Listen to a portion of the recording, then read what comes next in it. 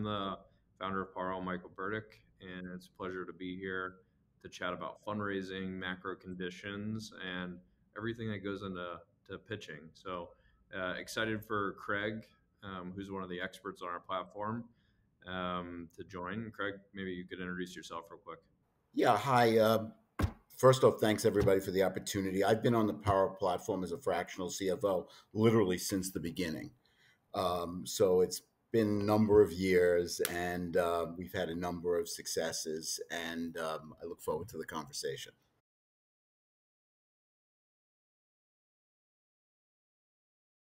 Yeah, so I'll start with it depends on like the size and stage of the company and what your growth objectives are, what you're trying to achieve.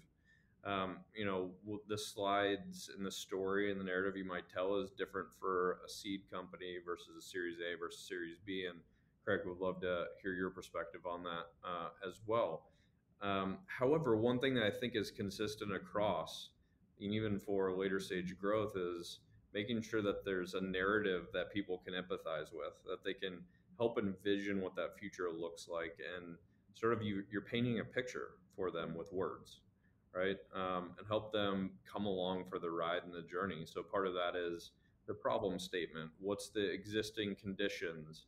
What are you solving, and what does the future look like with your solution?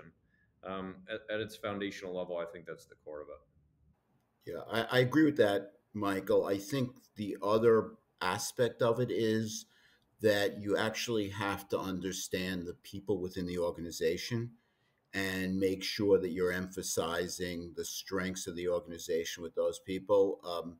I find that some people, when you present, want to hear it, the pitch by the slide, and some people want to hear it in just sort of a communication, just a storytelling. So I agree with you 100%, Michael. There is a story to be told, and getting the story right takes a tremendous amount of time, energy, and effort. Couldn't agree more. When you're fundraising, it's like a full second job, but it couldn't be more important for whatever your mission is and what you're trying to achieve. To your point on the people, I completely agree with you, especially at earlier stages. I think it's important to understand the frame of reference that your investors are coming from. Like, what are they betting on? What are they investing in? And obviously, the people matter a lot. And for seed stage, you may not have any revenue traction. You may have like a beta product. And so it's pretty much like an entirely 100% investment in the team and the people. So, Craig, to your point, couldn't agree more. At Series C, D, all the way up to IPO, it increasingly becomes more about the numbers and like what does the long-term narrative look like. But you obviously have to start with the team, making sure that they have the right capabilities and knowledge to execute against that plan. Yeah, I think the other thing about the different rounds, you actually have different audiences. So the further along you get, when you get to a B and a C round, you already have a company, you have revenues, you've made a bunch of mistakes. How you cure those mistakes and how you communicate your reaction to those mistakes, I think, is important. But you get the further along you get, the more it's about the numbers and the execution.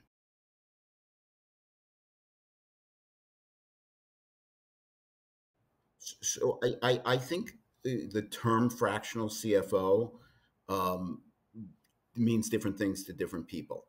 And so just because you're part time doesn't mean you're not fully committed. And I think it's the emotional commitment.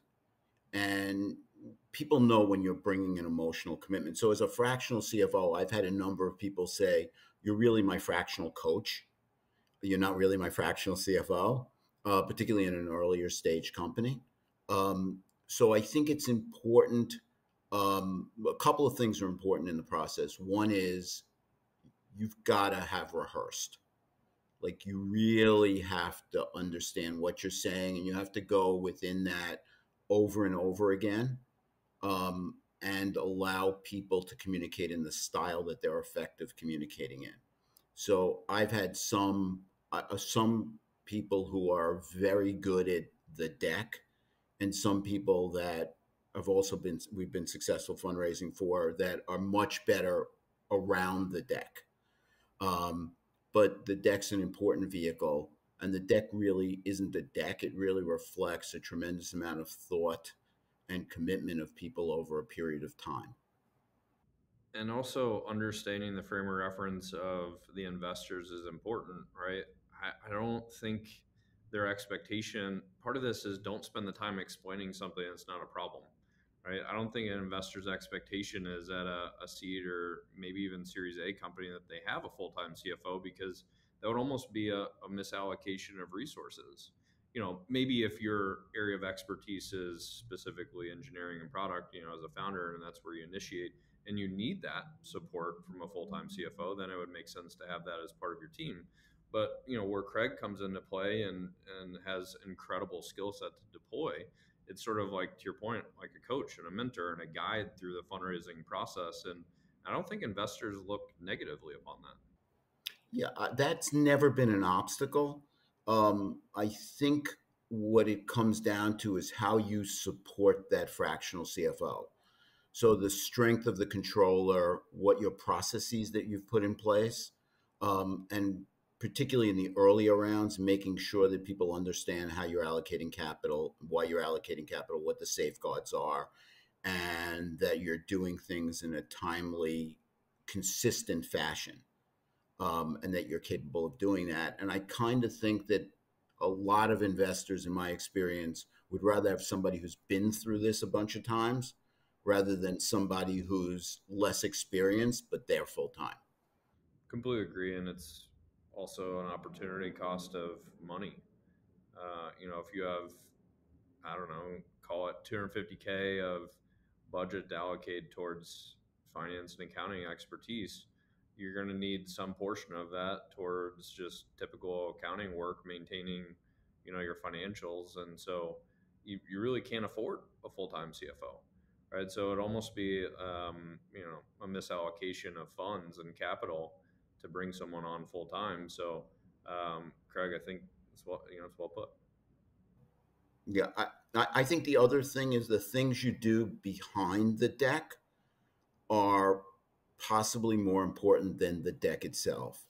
So having that Dropbox together, having things organized, it adds a tremendous amount of credibility and it reduces the amount of time that you're going to spend. So inviting somebody to a Dropbox that's well organized with all of your corporate incorporate, all your incorporation, all your tax returns, all your financial reports, I think that adds a level of credibility that the organization can achieve goals. Preparation is key. With that, Craig, maybe we take a step back and talk about like crafting, how you think about approaching crafting a fundraising narrative, right? Sort of like you mentioned all the hard work that goes into rehearsing, right, and making sure you're able to thrive within various environments. If that be like you're great at Q&A or you're great with the deck as a backdrop, being able to flex different muscles. That's a great like final point to be in. There's all of the work that goes into it, right, prior to the rehearsing till you're blue in the face. So curious if we could pivot towards how you think about preparing and sort of fleshing out a fundraising narrative in general. Yeah, so I think the first thing is you start with what the problem is because that's where the scale is. So you've got to understand where the firm is going to be positioned, what the mission of the firm is. There's got to be a consistency all the way from people to brand to the way the financials are structured. Um, so I think that that all goes into it, particularly at an earlier stage when it's a little more amorphous. You're sort of trying to do things, but you really haven't had enough capital. You maybe even don't have revenues. You've got some customers who are maybe doing some proof of concept or they're beta testing, and so you've got to have a consistency in that, and you've got to really understand what the company's doing and how they're trying to deliver the product and how in this world there are a lot of competitors and a lot of companies, how other people, how you differentiate yourself from other people, both on a product or process or service standpoint, as well as how your financial metrics and your driven and your what you're driving towards are. To summarize, I think it's I would almost say like even write down what is your narrative from problem to solution to, you mentioned metrics and your competitive advantage and what's your longer term vision. Maybe just write that down to begin with, and that'll get you to a point of feeling comfortable, beginning to rehearse. Taking it to the next level is really where the best fundraisers, I think, shine. What they're able to do is paint pictures with their words, using anecdotes and success stories to bring to life their narrative and their story, right? As opposed to just like explaining it to people, you help them formulate that picture in their head, right? With successes or um, things that might have occurred through your product already. And I think that's what differentiates a good fundraiser from a great fundraiser. Yeah, I think the other thing is nobody can do everything, which is where the CFO comes into play. Um, Fundraising takes a tremendous amount of energy. I call it a marathon, not a sprint. It takes a tremendous sense of humor and a real team effort. And so, what you want to do is you want to create a cadence around the numbers that support the mission, knowing where that may depart, but also knowing when that may depart, so that people understand that you're sensitive to changes in course, particularly in the early stages. And the other thing under today's world is the big issue is, well, when are you going to raise another round? Or how much money do you really need? And so you've got to, your financial process structure around the business, it's critical for people to understand what the next raise looks like and what the metrics around that are going to look like, so that the firm actually has embedded some goals and objectives that are both quantitative and qualitative. And I think that's really important. So particularly the later round, the more you think it's some form of an exit strategy, and the numbers, in my mind, they blur between private equity and venture when you get to a later B, C round, because people are looking at the numbers in a very different way. You're much more the front of the story rather than just a part of the story. And you had brought this up earlier. Is it is? Yeah, I think you said it's a marathon, not a sprint, right? And it's an enormous. Um, there's just enormous amount of energy that goes into it, and so with it being sort of a second job and an enormous lift, there's also fundraising and opportunity cost, right? Of building your business or focusing on delivering results versus fundraising. So curious if you could put on your mentor advisor hat here, and if you were speaking to a founder, how would you advise them to balance between building versus fundraising? That's the ongoing struggle. So the first thing is I basically use an old Springsteen quote. Someday we'll look back on this and it'll all seem funny, but it is not a 8 hour or a 10 hour job. It's 14, 16, 18 hours. Um, and so you've got to be able to explain to people that one is you've got to get it right the first time. You can't backtrack on that. The second thing is that as people are going through this experience, it's important to keep the momentum of the business going, but your ability to actually share responsibilities with other people demonstrates an ability to basically manage people, manage goals. And so you've got to allow some people some room. Um, and as a result of that, when I serve as a fractional CFO, I'm very driven towards having sort of days, I'm organized. So you're organized as you go through the process. Um, but I think it's very important for people who are the CEO or the president of a company to understand that if they can't delegate at this point, they might not have the right people.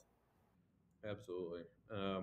I think two things that you said there really resonated. One is actually, I think of it as a growth opportunity, right? You're giving it's sort of an opportunity for people to step up in ways that they really haven't flexed or built muscles before. And so, I think of it as everybody is being stretched. And in stretching, you're able to build additional muscles and grow. So I think it almost is like a professional development opportunity for the leadership team and executive team to step up whenever the CEO's primary focus is fundraising. So the growth opportunity aspect, I think, is really cool. Second, as you mentioned, momentum, right? In terms of continuing to build cadence and executing against your plan, having momentum there. I think momentum is really important for fundraising too.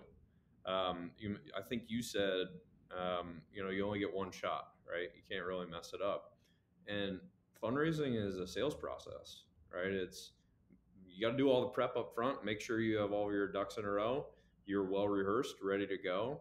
And then it's a sales process. And if you lose momentum in that sales process, it's almost impossible to make up for, right? So to your point, don't waste that ammo and in the chamber, and your fundraising process. Make sure you're continuing to build that momentum. Yeah, I think the other thing as a role a fractional CFO in a fundraising process is that it's very challenging for somebody who's making the presentation to be able to think and respond to questions that are literally thrown at them sometimes by four, five, six people at the same time. And the other thing is getting those questions right if you're going to come back and respond at a later date. Um, so you can't do too many meetings in one day because I think a lot of the work around successful fundraising is responding intelligently to questions. One, two is actually learning and altering what your message is as you hear criticism from potential from a potential capital sources. Yeah, I actually do want to come back to that point, because I think there's a lot to it and a lot of value that I've even personally experienced. Using an external party, call it like in this case, you could think of it as a fractional CFO. It doesn't always have to be. As sort of like somebody who can be a sounding board or a challenger who's not so entrenched and deep in the narrative and the numbers and the weeds that they can't pop up and ask tough questions that may be coming from the investors or have a different perspective, right? Again, this just goes back to preparation and challenging, making sure that you've thought about all these different vantage points and potential questions and narratives that could pop up. There's just exponential returns and value in having a third party sounding board preparing and also helping you through that process as you go.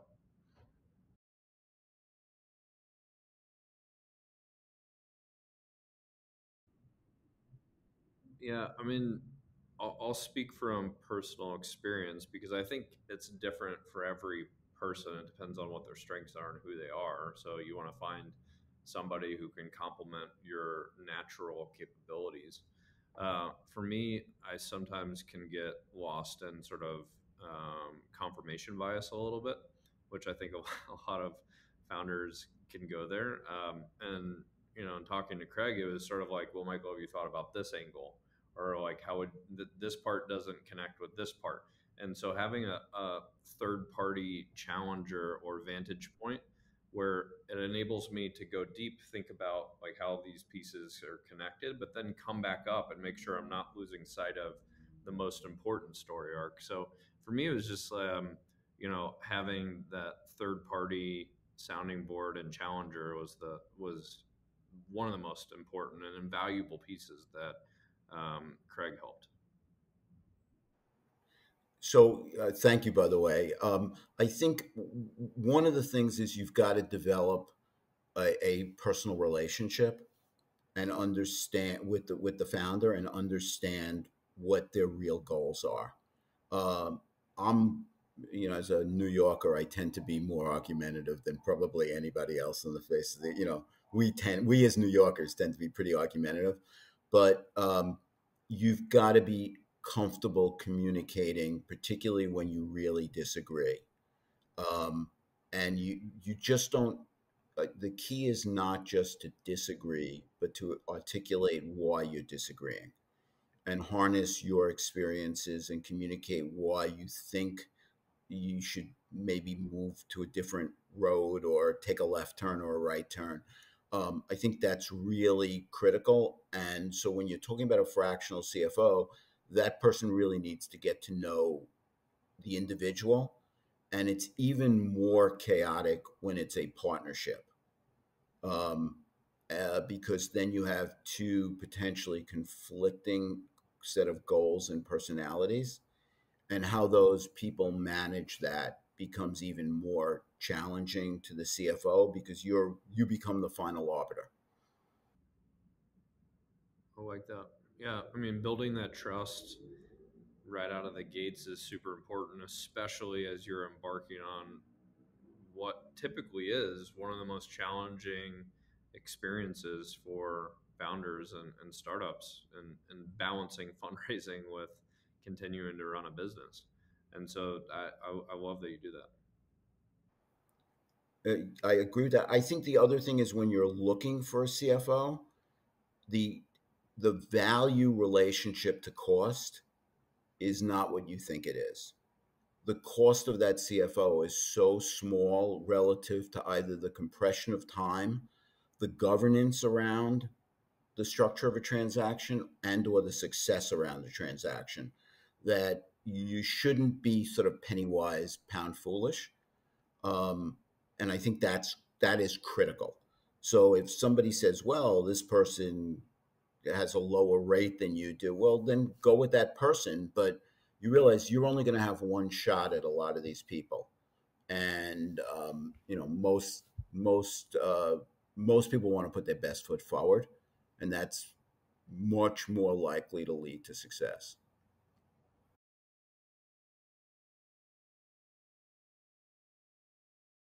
So we're, May 2022. 2021 was a hell of a year. There was lots of bullishness in the market. Crazy valuation rounds were raised. Lots of capital sloshing around. In that environment, the only thing that mattered was growth. It's sort of like growth at all costs, especially for Series A and beyond.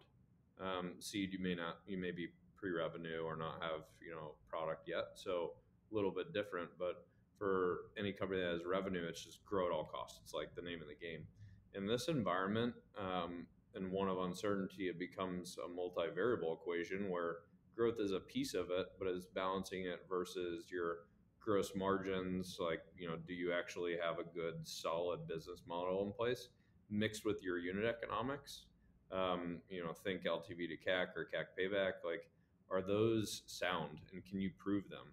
And do you have like repeatable go to market motions there are incredibly important. So you have to balance all these things together, along with how much runway do you have and when are you going to go fundraise. And uncertain times, I mean, I just encourage everyone to think about extending runways so that you have more optionality. So that's from a high level standpoint where I'm at. So in my opinion, if you're a seed or an A, you live in the world of uncertainty. So if you think we have uncertainty now, it doesn't really matter because you live every day looking at the bank account, looking at your 1 week cash flow. You're living in a world on the tip of a needle.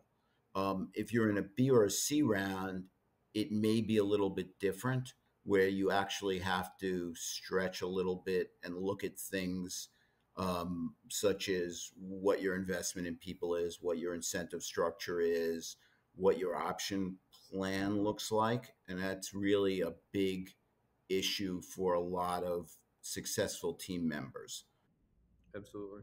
And I think Craig is a great point. I don't want to gloss over it. I want to come back to the people angle, but I did want to come back to, we talked a lot about preparation and rehearsing, and having all of the right materials in place going into a fundraising process. In this environment, I think it's so much more important that you have everything buttoned up, because in normal fundraising environments, you only have one shot. In this environment, you have a fraction of that.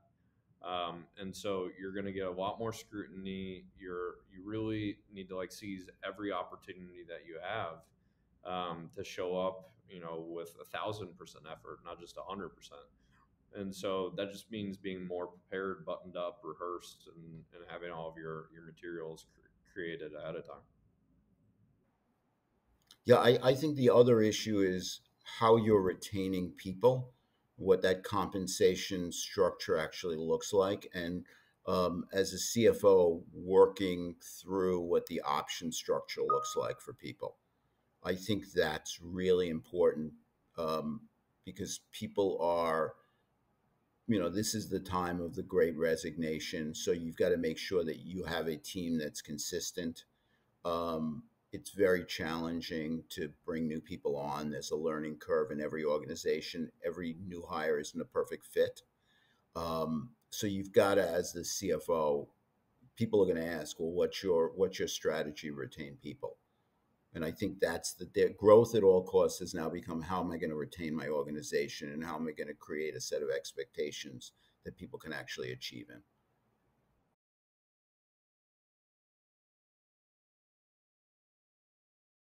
Find somebody who has the experience and know-how and has done it before. And two, find that connection, cultural chemistry, and interpersonal connection. Those two things combined will lead to an incredibly outsized return for that sort of investment.